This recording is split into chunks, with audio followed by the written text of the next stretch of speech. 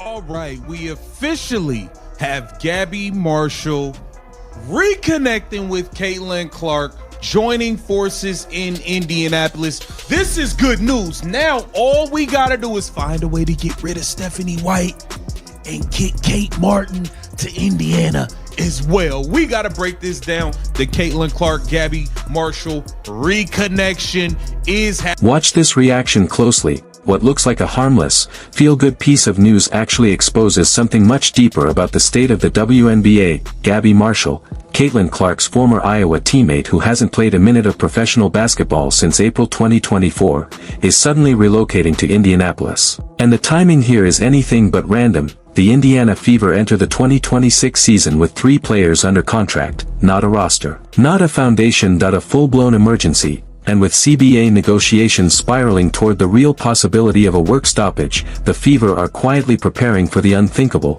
replacement players. So, now we have this.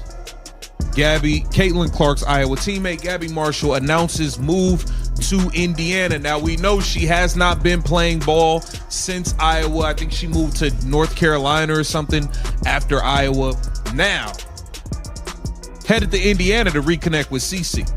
Clark was forced to sit out as the Indiana Fever made an unexpected postseason run, pushing. That's when Gabby Marshall shows up. For 8 months she's been living in Chapel Hill pursuing her master's at UNC, watching Fever games from afar, supporting her friend Caitlin. Then, on January 12, 2025, her partner Spencer Turo announces he has accepted a position at ETS Performance Headquarters, in Indianapolis, not Charlotte, not Raleigh, Indianapolis, home of the Fever, home of Caitlin Clark, and ground zero of the WNBA's looming labor crisis. That it looks a lot less like coincidence and a lot more like strategic positioning. The timeline matters. Gabby wrapped up her Iowa career in April 2024 after helping fuel the greatest ratings boom in women's basketball history. She moved to North Carolina for graduate school, stepped away from the game, and stayed close enough to cheer on Caitlin's rookie season. Now, with her partner's new job pulling her directly into Caitlin's orbit again, the timing is impossible to ignore.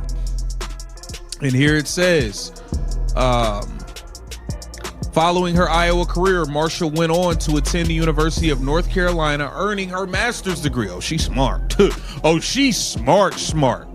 So she went on to North Carolina to earn her master's. Marshall has remained supportive of Clark during her WNBA career, attending numerous Fever games to watch her good friend despite being in Chapel Hill. But on Sunday, Marshall's partner, Spencer Turo, announced. And this isn't unprecedented. J.R. Smith helped get his brother on the Knicks. Giannis helped secure opportunities for his brothers in Milwaukee. Superstars have leverage. They use it, and Caitlin Clark isn't just a superstar. She is the league's economic engine. In her rookie year she set attendance records, averaged 19.2 ppg and 8.4 apg, increased Fever merchandise sales by 400%, turned 4,000-seat crowds into 17,000-seat sellouts. If any athlete has earned the right to invite a former teammate into the pros, it's the one who revived an entire league. And Gabby Marshall, she isn't charity. She's one of the best perimeter defenders Iowa ever had, shot 38.7% from 3, and has years of built-in chemistry with Caitlin. But this story becomes explosive because of what's happening behind the scenes. 100% with the Indiana Fever giving Gabby Marshall a tryout, because at the end of the day, what else do we have here?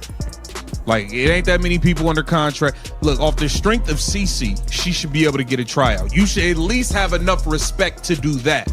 All right? J.R. Smith was able to get his brother on the team. Giannis Antetokounmpo got Thanasis Antetokounmpo on the team. All right?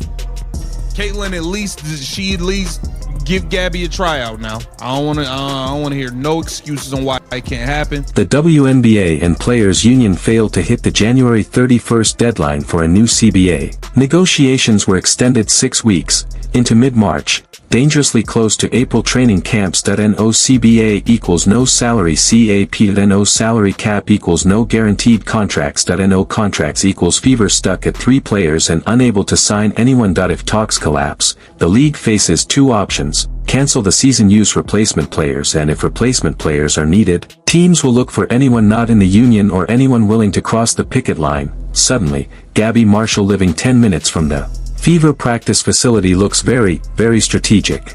There's a lot going on and a lot of conversations surrounding the new offer from the WNBA with the $1 million base salary, but they are not interested in continue to pay for housing for these players and certain things, that stipends and things like that they were giving before. They're basically saying, hey, we're upping the pay and now you can cover your own tabs for living and all of this other stuff. A lot of people are up in arms about it. Some people are saying take the money and do the deal. Let's get the season going. Let's hear what Alexa Philippou had to say about this on ESPN today. About where things stand at the moment. Yeah, George, well, there was a lot of meeting, a lot of back and forth over the last few weeks. And here's why negotiations have hit a wall. The WNBA proposed max guaranteed salary, up to $1 million total earnings with revenue share, up to $1.2 to $2 million average salary, $500,000 plus minimum salary, $225,000 plus salary cap jump, $1.5 million, $5 M. This would quadruple player pay across the board. Neared, and I can report that, we saw a report a few weeks ago on the league's proposals to the players. I actually have some updated numbers I'd like to share you all of where the league's latest proposal stands. Right now, they are offering a deal with a salary for players at the maximum with a $1 million guaranteed base, projected revenue sharing, pushing those total earnings for maximum players to more than $1.2 million. Sources have told me just now. The average salary projection under this deal, the average salary across the board is projected to exceed $500,000. The minimum salary would be projected to exceed $225,000, sources tell me, and the salary cap would actually increase to $5 million a year, and sources say would be. But in exchange, the league wants to eliminate free housing, maternity stipends, guaranteed travel accommodations. The league's logic: we're paying you like pros. You can cover your own expenses like pros. The players' logic: these aren't perks, they're necessities. And you're removing them at the very moment salaries finally become fair. Beneath all this lies the real dispute. Players want 50% of basketball-related income, same as the NBA. The league is offering around 40%. That 10% difference equals $20 million a year, or $200 million over the life of the CBA. This is not a small disagreement. That IT is the disagreement. For a little bit of a frame of reference, the salary cap for 2025 is around $1.5 million. So these are different numbers, updated numbers than we saw from about November 18th when that last deal came out. We don't quite know right now what the players do think of this. Obviously, it was not enough to get to an agreement yesterday for a new CBA.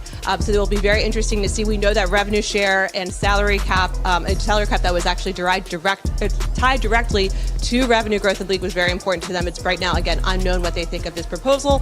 But the reason why both sides do want to have this 6-week kind of runway to try to come to agreement is that they really see this as an opportunity to have an urgency to actually get the deal done sooner than that. That was kind of an expectation in agreeing to this, and we'll see how much closer they can come as we get to the next 40 days or so.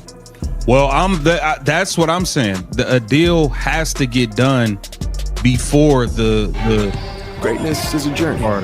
A deal will have to get. Why Gabby Marshall's move suddenly matters. The Fever cannot make roster moves until a new CBA is signed. They can't exercise options. They can't sign free agents. They can't even structure contracts because the salary cap is unknown. So if training camp gets delayed, or if a work stoppage happens, Indiana needs warm bodies. Preferably players with chemistry with their franchise star. Enter Gabby Marshall. She isn't just a friend, she's insurance. She knows Caitlin's game instinctively. 39 games of high-stakes, high-visibility basketball together. She knows the cuts, the spacing, the timing, the angles. That kind of chemistry doesn't come from training camp. The Fever struggled with it all last season. This isn't nostalgia, it's practical. Keep pushing this thing 6 weeks. Like, I think a deal has to be done by January. I'm hoping they're able to get one done.